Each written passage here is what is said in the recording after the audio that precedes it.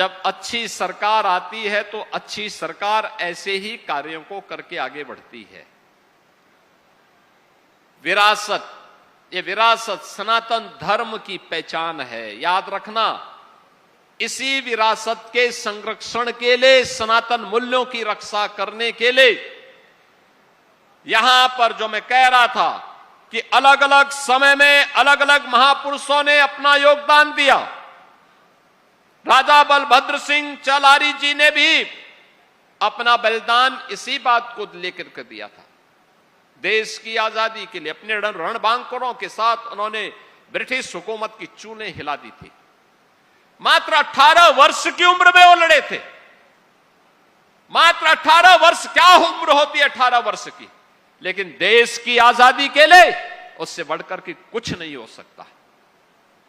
और यही तो काम किया था राजा बलभद्र सिंह ने, यही काम किया था कवि लाखन पासी जी ने, यही काम तो किया था देश की इसी गुलामी से मुक्त करने के लिए, देश की स्वाधीनता को बनाए रखने के लिए महाराजा बिजली पासी ने। यही तो योगदान दिया था महाराज सोहेलदेव ने,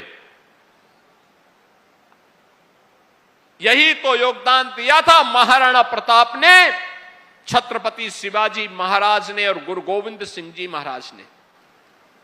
आज हम स्मरण करते हैं इसलिए क्योंकि देश की स्वाधीनता को बनाए रखने के लिए उन्होंने अपना योगदान दिया।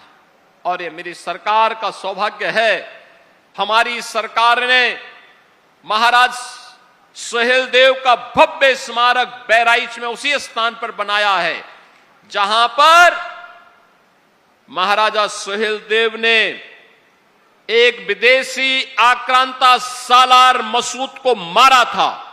उसकी पूरी सेना के साथ उसको चकनाचूर किया था। उसी स्थान पर हमने भव्य कॉरिडोर बनाया है, भव्य कॉरिडोर महाराजा सोहेलदेव का बनाया है। हमारी सरकार लखनऊ में वीरांगना उदा देवी पासी का भी भव्य एक बटालियन, पीएसी की बटालियन ही हमने गठित की है। हमने वीरांगना छलकारी बाई कोरी के नाम पर गोरखपुर में पीएसी की एक बटालियन का गठन किया है। और ऐसे ही बदायूं में अवंती बाई लोधी के नाम पर, वीरांगना अवंती बाई लोधी के नाम पर एक पीएसी की महिला बटालियन का गठन हम लोगों ने वहां पर भी किया है। महारानी दुर्गावती के नाम पर बांदा में हम लोगों ने मेडिकल कॉलेज का निर्माण किया है। औरैया में लोकमाता अहिल्याबाई होलकर के नाम पर एक गवर्नमेंट मेडिकल कॉलेज का निर्माण किया है। अयोध्या में इंटरनेशनल एयरपोर्ट महर्षि वाल्मीकि के नाम पर किया है। अयोध्या में रेन बसेरा ये निषाद राज के नाम पर किया है।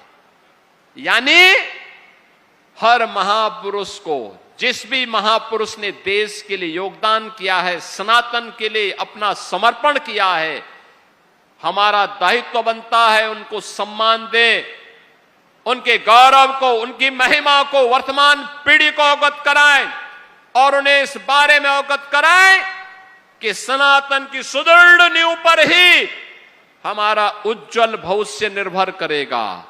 हमारा भविष्य इस पर निर्भर करेगा। सनातन सुरक्षित है, हम सब सुरक्षित हैं। और अगर सनातन के ऊपर कोई खतरा आएगा तो बहनों और भाइयों, ये खतरा कोई बच नहीं पाएगा।